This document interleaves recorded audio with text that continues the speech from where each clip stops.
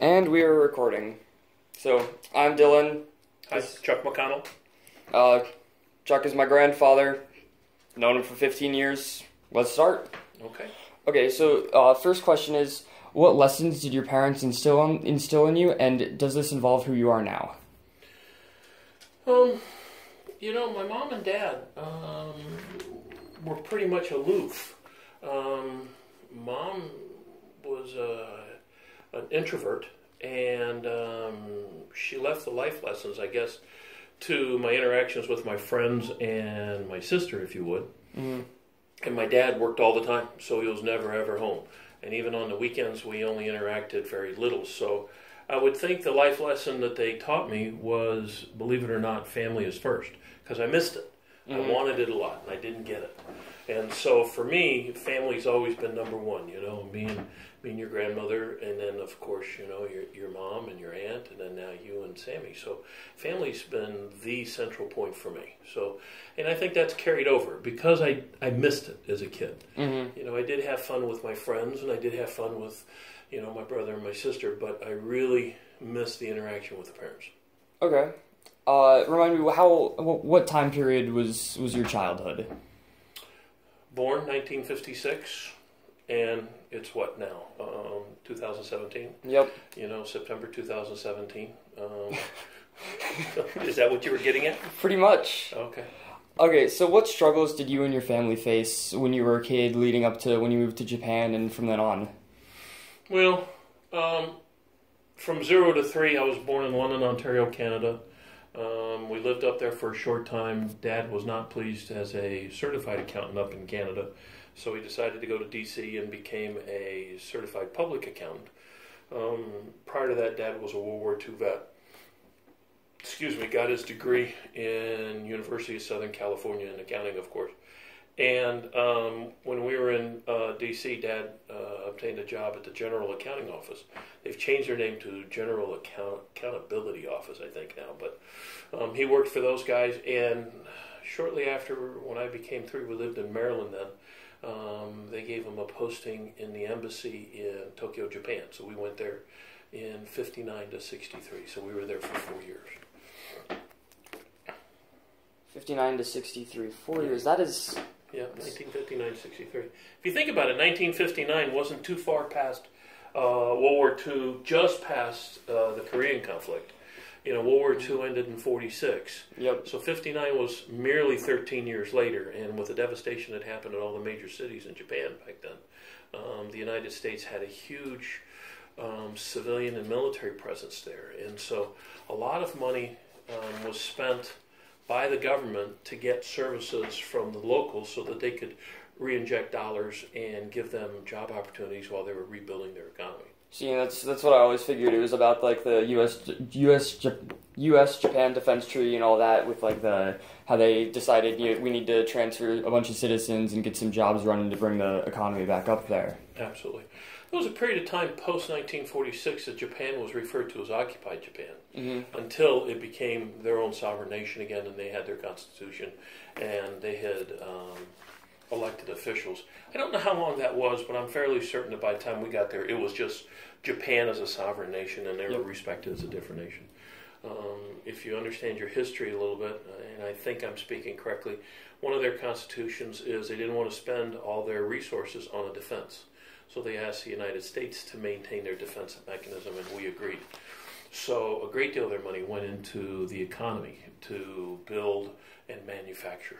I believe something along those lines was like the Treaty of Defense or Treaty of Mutual Cooperation and Defense with America. So right. Yes, I do know what you're talking about. Right.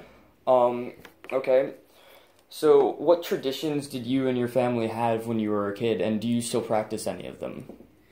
What traditions? Well, if we're staying with the theme of Japan, Japan was very different. If you've ever watched the movie Downton Abbey, that's how I lived in Japan. Not because we were wealthy.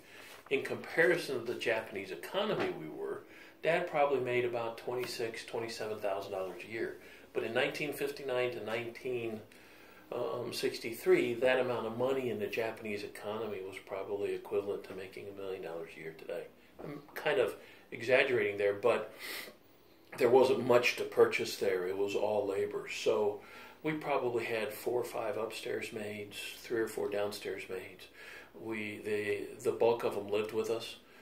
We also had 3 drivers, where one always stayed all the time, and they chauffeured us everywhere. Dad and I didn't drive. Of course, I was a kid, but Dad didn't drive. And you would think that was expensive, but the federal government paid that bill. Mm-hmm. And it was the federal government's way of giving the money back to the economy and helping out the local citizens to have money and to be respectful, because the Japanese people are very honor-driven folks. Mm-hmm. And they were very, I remember as a kid growing up, they were the people who molded my life during that time frame. I supposedly learned Japanese during that time frame, and I was very fluent at it. But when I came back to the States, the peer pressure was so hard, I didn't say it, because it was a very segregated world. The Japanese were still picked on and not liked, and called yellow people and all that. I never understood the yellow reference. They don't have a yellow hint. But yeah, that was the slight that they had, I mean, if somebody called me yellow today, I would look at them thinking they were talking about cowardice. Mm-hmm. Back then, it meant that they were talking to you as a negative towards Japanese folks. That's pretty entertaining. I would. It is. Some of the slangs that they have, like, for instance, you're Irish descendant, and our last name is McConnell, and during the turn of the century, the 1900s, when the Irish were coming in, there's a fairly famous movie that came around, The Gangs of Ireland, up in New York. And the Irish gangs are very, very popular, and one of the slangs that was said against us is we were referred to as MICs, Mix, for McConnell, McDougall. Mm-hmm. And it was the MAC in front of the name, or the MC in front of it. And if they said that, those were fighting words. So if somebody came to you today and said, "Hey, you're a Mick," I think you'd be confused. You'd have to call me up and say, "Hey, am I supposed to be mad?" "Yeah, hit him." Okay, so it's some of those slang terms that years gone by were negatives that truly aren't negatives anymore. They've been forgotten. Mm-hmm. I remember as a child growing up, all resumes or applications, not resumes, forgive me, all applications, when you filled them out, they said, "Are you black, white, or Irish?" And so I joke, the Irish are still a minority, but you never hear about it anymore. Mm-hmm. You never hear that they were being slighted or anything. And Dad used to always tell me, "Don't mark Irish, because you won't get a job if you mark Irish." And that's how Dad brought me up. So back to the Japanese thing. I remember the maids. One of the maids' name was Eiko-san, and she was old. Oh my God, she was old. And talking to my dad, she was at least 28. But you got to understand, I was 3 to 7, so 28 is like dirt.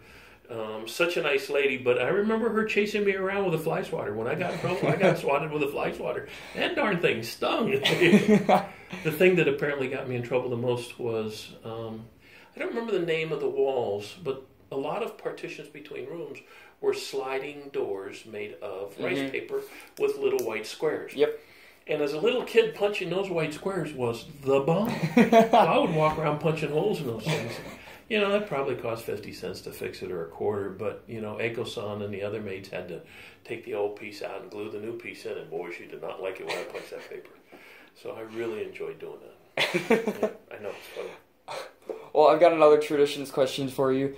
Do you know how any of your traditions started, or if your parents made them up when you were a kid, or anything like that? Sure.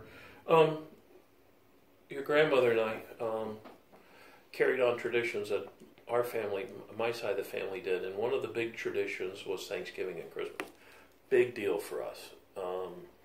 Christmas was a really big deal in the fact that we started it the day after Thanksgiving. And it wasn't so much that it was a religious event for us, though we did go to church, we did midnight mass. Mm-hmm. We used to drag you kids to midnight mass whenever you guys were around. We drug your mother and your sister to midnight mass many, many years. And then slowly but surely we dropped off of that. I think it was at midnight. It was not a matter of we didn't like the religious aspect of it. It was midnight. Mm-hmm. But Christmas was a gathering. It was no matter how good or bad you were through the year, no matter what your grades were, no matter how great work was doing, Christmas was a relief for us. Christmas was an escape.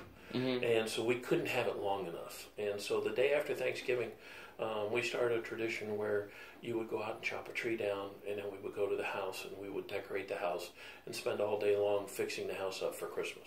Your mother and I, and she used to love to do this, would climb on the roof and help me hang the lights. She thought that was the best. Now, your grandmother didn't like that, especially since your mom started doing that when she was 8 or 9. She didn't like the idea of me throwing a 9-year-old on the roof with no tether and saying, if she falls, she'll bounce. So your mom was a trooper on those kinds of things. But that was what we did. Mm-hmm. And playing with the children was a big deal for us in the traditions. Those were big deals.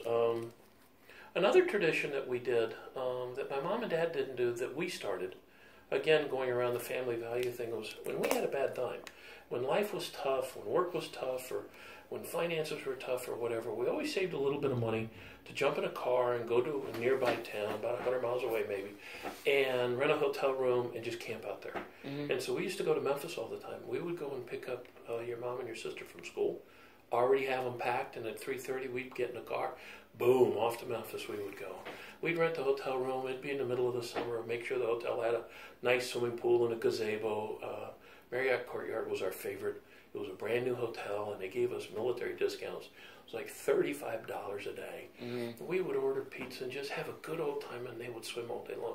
I remember Mom telling me stories about how they used to have like a little window where you could go from the inside to the outside pool, and she always thought that was the coolest as a kid. Yeah. So she felt like, hey, if we ever find a hotel, we should get one that does this so I can show you that. Yeah, the indoor-outdoor pools. Mm-hmm. Yeah, so that was a big deal, So those were some of the things we did. It was sporadic. It was ad hoc. It was as needed. It wasn't, immediate. We used to go camping all the time. That was a big thing. Instead of going out and drinking and having a good old time with our friends, we had a good old time with the kids. Mm-hmm. So that was just vastly important to us. That was a big deal for us. Yeah, it seems that family is a big motif in your world. It is. Again, because mom and dad didn't do it. My mom and dad didn't do it. Mm-hmm. It just wasn't big to them. Kids were supposed to be seen and not heard. When we fought, kids fight all the time, right? Mm-hmm. I'm sure you and your sister have had those special moments. Our parents would sequester us, and we weren't allowed to talk to each other for a year. So as we walked through the hall, if you got caught conversing, it was a spanking. So it wasn't a matter of family values. It was a matter of do it my way. Mm-hmm. Just hard-nosed, and that was it. So we needed to reverse that. We thought that was important. We thought that was not the right way to do it. Okay, so did you have any friends back in Japan and in your childhood? And do you still know them? No. None. Of course, it's 3 to 7, so if I did, I couldn't tell you who they were. Mom and Dad were big on pomp and circumstance, so my friends were the maids and the butlers. Gosh, I remember going down to the butler's room and having a good old time with them. Butler, bad term, I misspoke, not the butler, but the drivers. We didn't have butlers, we had drivers and maids. Mm-hmm. And I'd go down to his room and hang out with this guy. He was wonderful. Have a good old time. So it was who was in the house. Mom and Dad would have these huge birthday parties and invite the kids, and the kids would come over, and the tradition back then was you gave a gift to anybody who showed up to your birthday party. Mm-hmm. So everybody got gifts. Well, they were all embassy kids. So it was the embassy's parents and the embassy's kids, and it was this big pomp and circumstance, and lots of drinking would come about. And it was social drinking. People didn't drink to excess. They just had a party drink in their hand. Their idea of party drinks were just normal everyday mixed drinks, not the margaritas and those kinds of things. They were scotch and waters. Mm-hmm. And we as kids would sit around a formal table and exchange gifts, and I'd be at the head of the table like being the big kid in the block. I didn't know any of these guys. Mm-hmm. I did go to school with them, but I went to private school. The non-private school was a school called Osaki Yochien. And I've been told for years it's called the Rabbit School, but I've never looked it up. That would be nice to look up if, in fact, I'm saying it correctly anymore. It was across the street from our house, and it was a public kindergarten, and that's where I went to kindergarten. There are pictures of me where I tower over the Japanese kids by a good foot, because they just didn't grow as fast, Mm-hmm. I remember that. I remember going to class. I remember doing these cool little marching things that they did out in the playground and this classroom itself. And then the following years, I went to Mount St. Mary's. It was a private school, Catholic school. And so, of course, our drivers would drive us to the school and pick us up and take us back. We wore our uniforms, and that was when the nuns and the fathers were strict disciplinarians. I remember wearing the red velvet, what was it, corduroy tie, ugliest little red tie, but a blue blazer with a patch. I'll show you the patch. I still have the patch, believe it or not. Wow. Went to that for about 2 or 3 years, and so that's what I did, but it was more formal. So I don't remember any of the kids. Back to your question, do I remember any of them? No. Did I maintain connections with them? We came back to the States? No, none at all. Okay, so since I guess you already answered this question, but what did you do for pastime when you got bored? So hang out with the maids and drivers, but... Absolutely. Okay. Absolutely. I hung out with them. I played with those guys. I got into mischief. I remember one time crying my eyes out. I'm in a bathtub, butt-ass naked. I've got to be maybe 5 or 6, and they're pouring turpentine on me. And it burns. And apparently there were small cans that today, that probably equivalent to yogurt containers. And those little small cans were small sample paints for my mom and dad to choose. Apparently they were having a portion of the house painted. Well, I got a hold of all of them. I was able to open them all up, and I thought I'd paint my body. Early tattooing, I guess, And so it was the old paints back in the, 50s that were invented in the 40s. So they were oil-based paints. They weren't water-based paints. And the only way to get paint off you was turpentine.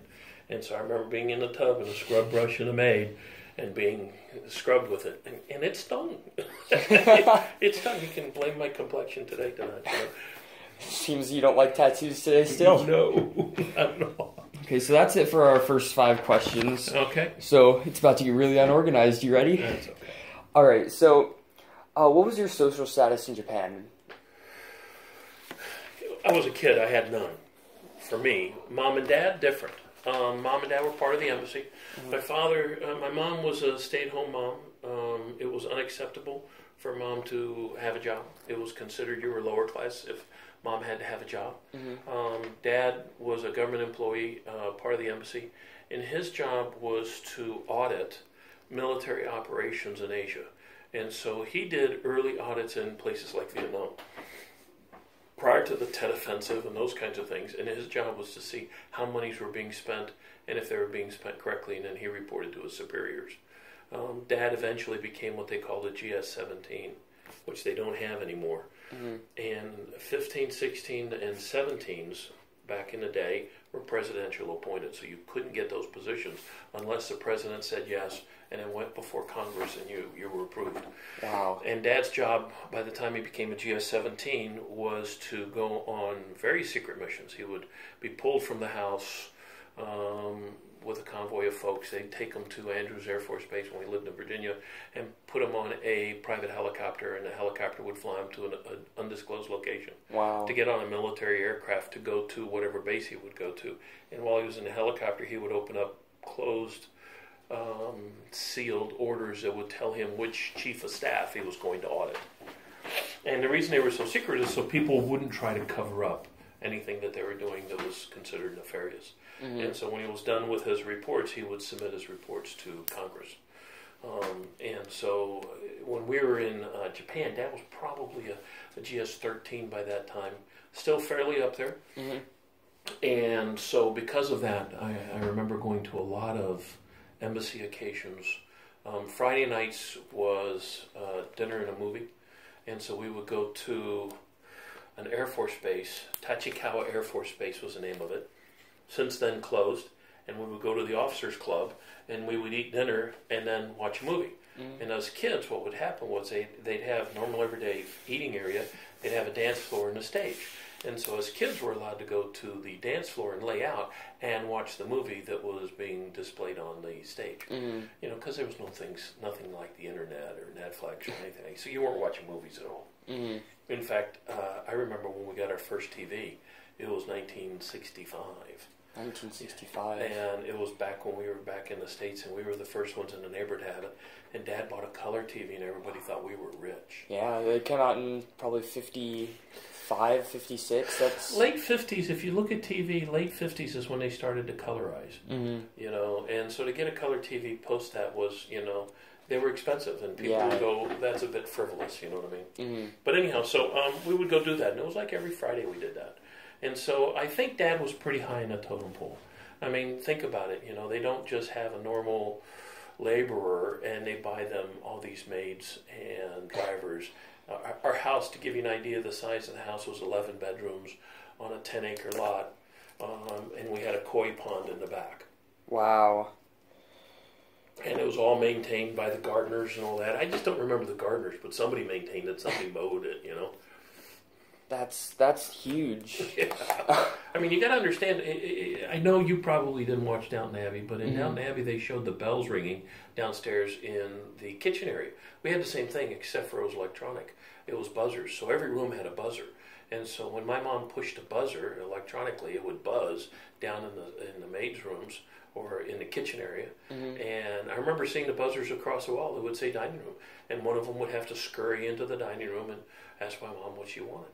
Wow. You know, so that's how we lived. Now, mind you, when we came back to the States, that was reality. We went back to a normal, everyday 3-bedroom apartment and lived just like everybody else with a car out in the street and no drivers or anything, you know. But when we had that there, I think Dad's status was pretty high. Can you tell me about that transition, if you remember at all? Oh, I do. It was impossible for my mom. In fact, my mom perished because of that. It killed her, literally. Wow. Eventually killed my dad.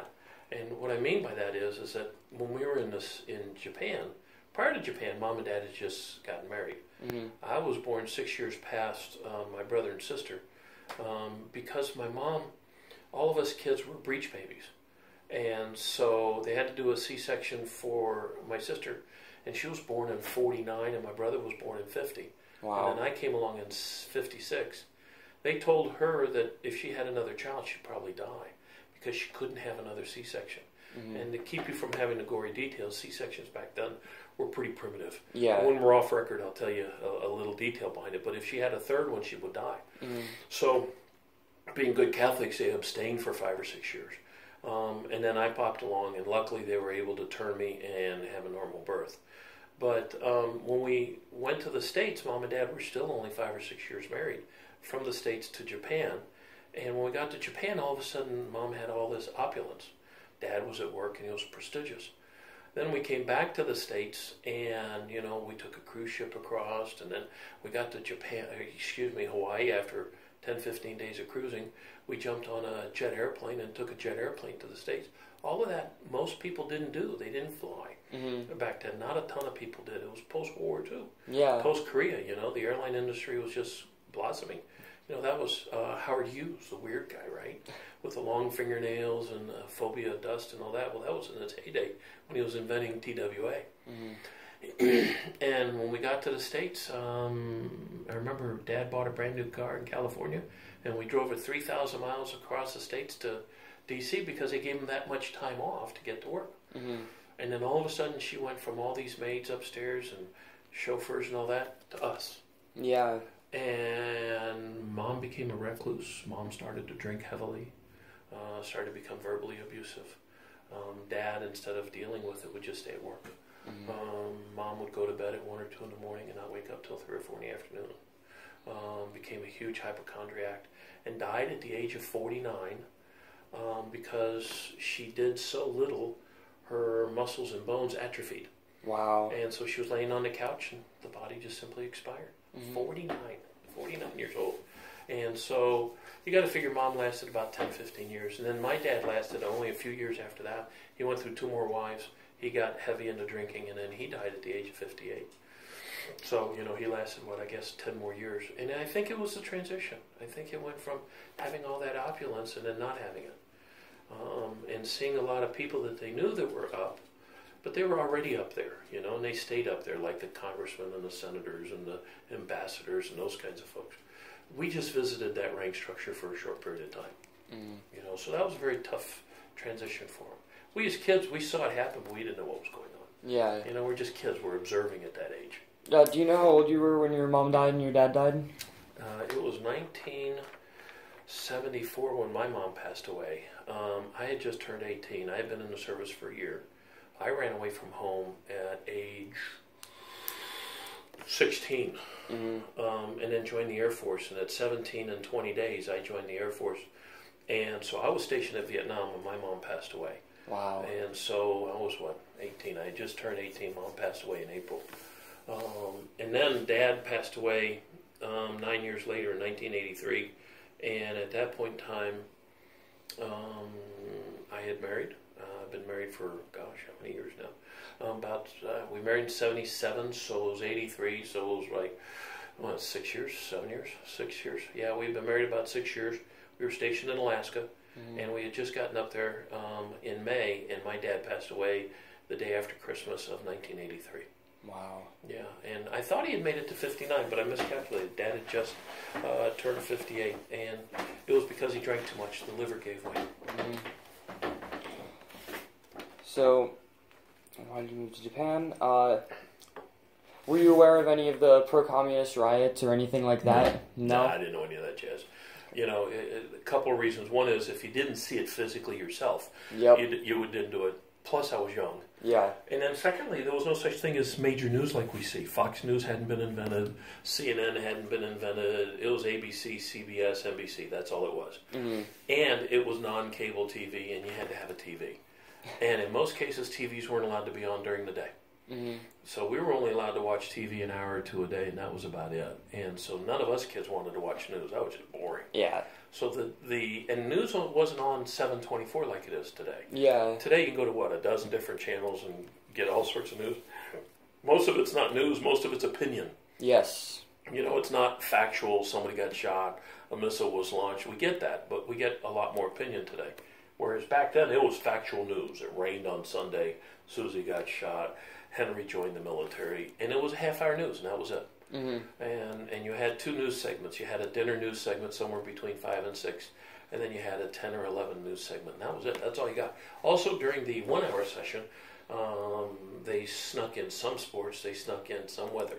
So you only had about 30 minutes of non-weather, non-sports news. Wow. Twice a day. So you only had an hour. So if the local channel didn't cover it, it didn't happen. Yeah. Because there was no such thing as international channels. Those hadn't existed. Definitely. I remember as a young adult watching Walter Cronkite saying, "This is our first international feed to Hawaii. Let's see how it works." And so seeing a live show from Hawaii was just considered spacecraft stuff. Yeah. So those pro-communist things, those kinds of demonstrations that we now see all the time, Martin Luther King marching and all that jazz, unless you were there or unless you saw it on the news that night, it probably wasn't a big deal for you. I hate to break the mold here, but do you remember the 69 spacecraft to the moon? I do. I absolutely do. I remember watching it because back then they put it on the news. And so we watched it. There were a couple of instrumental things that we watched, right? I remember the day and what I was doing when Kennedy was shot. Wow. I remember the day and what I was doing when his brother got shot. I was a kid in both of those. I remember the shot up to the moon. I remember the day that Challenger blew up, exactly what I was doing. Wow. So I lived through those things. I happened to have been watching news during those events when they happened, which, you know, when you're younger, that happens. That's pretty timely, if you would, right? You know, incidental. Okay, so you said you were in Canada and then you moved to Japan, back to Canada, down to everywhere. It was to give you a chronology. Born in Canada, stayed there for a couple of years. Then we went to Maryland for Dad to work in D.C. Yep. Lived there for a year or so. Went to Japan 4 years. Came back to Northern Virginia. And we were in Northern Virginia until I recruited in the military. But we bounced around a little bit in Northern Virginia from apartment to apartment until Dad bought a house finally. And I remember Dad buying a house, 8607 Cary Lane. Go visit it someday. I do it every so often when I'm there. And man, Dad was now a bazillionaire. 8607 Cary Lane, I'll never forget it. It had a carport. It had a single car carport. It was the bomb. Who has that kind of money to have a friggin' carport? And then there was one rich guy who had a single car garage. And we like, why do you want to close it in? Doesn't the exhaust go into the house? I remember us thinking that. And it was 3 stories, about 3,500 square feet, if I remember. Solid hardwoods everywhere. Dad paid $28,000 for it. And he would tell us, I'm paying $28,000 for this house. By God, you'll take care of it. Because it was a bazillion bucks for us back then. You know, now cars are that price. Yeah. And the hardwoods were beautiful, but we as kids didn't like them, and neither did Dad. Because what was happening was Dad and Mom wanted us to wax them. So I remember us being on our hands and knees with a can of Johnson's paste wax, and we paste wax the floors by hand. Like you see on that wax on and wax off. I remember doing that as a kid. Mom and Dad said, this is crap. We were falling down the stairs and all that, so they couldn't carpet it fast enough. So they did a 3,500 square foot house. It was solid hardwoods that people love today, and carpeted the whole thing. Wow. I know, right? It was what we did back then, Okay, So we did that, and then I recruited in the military. Ran away from home when I was, I guess I was 16, mid-16. Lived in the bathroom of a gas station. Wow. Went to a couple friends' houses, but that didn't pan out. Got arrested for vagrancy. That didn't pan out. Didn't like that at all. No. Tried to emancipate myself, and the judge said, no, I don't want to do that. Put me in jail for 2 weeks. Wow. I went to a, what do they call it when the kids go to kid jail? Juvenile? Thank you. I went to juvenile detention. I can see it today, inside and outside. And at the end of 2 weeks, my probation officer took me out, or caseworker, whatever. He let me stay with him for a couple weeks. And he said, son, you got a couple of choices. Go live on your own, go live with your parents, or go fight the courts, but you'll be back in jail the next minute. I went, okay. So he opened the door and patted me on the ass, and off I went. And so I lived on my own for another 4 or 5 months, and then got Dad to sign the paperwork. And I joined the Air Force. And so when I joined the Air Force at age 17 and 20 days, I went to Texas. Shortly after that, about 5 or 6 months later, I was assigned Little Rock Air Force Base. Was there for 4 or 5 years. Fell in love with your grandma. Didn't want to be in the service during the time frame, so I got out. Gave up a $10,000 re-enlistment bonus. Wow. Which was $1 billion. And so I joined in 73, so I was 77, because I was not going to be in the service and be married, because we had an 80% divorce rate in our squadron. And then of the people who had been married a second time, it was still another 70% that divorced the second time. So I said, I'm not going to do it. 3 years later, I went back in the service. I was starving. I didn't have a career. I didn't have college. Tried to do the college thing, but I couldn't afford it. By that time, we'd had a couple of kids. We had Melissa, and then we had Kimberly. Kimberly had passed during childbirth. And so we got back in the service. Again, we thought we were millionaires. They gave us house on base housing, lived in Arkansas for a while. Then we went to Alaska. Alaska was, when was Alaska? 83 to 87. Wow. And then came back in 87, back to Little Rock. And then stayed at Little Rock until I retired. And official retirement date was April Fool's Day, 1996. But my last day at the office was October 95. They let me process out. And then I did my 90 days of termination leave, 1 January to 1 April. And then we went to Northern Virginia and lived there. Wow, that's pretty. That's yeah. And then Northern speechless. Virginia, we stayed there for a while, for a couple of years, probably 2 or 3, and then we went to Atlanta. Now it was 3 or 4 years. Had a house there. Had a house in Northern Virginia. Then we went to where did we go next? Florida. Did the Florida house. You remember the Florida house? Yep. Yep. You guys love the pool. Did the Florida house. And then we moved from Florida to Charlotte to Greensboro here to Cary, North Carolina. Wow. So it seems like the norm for us is about every 4 years. If you recall, we don't own any curtains because we never live in a house long enough to want to put curtains up. So if you've seen, even this house, we just don't have curtains. It's just a waste of money. That's an example. So since you've moved around from country to country and stuff like that, do you have any family in other countries? None that I'm going to tell my wife. No, I'm just kidding.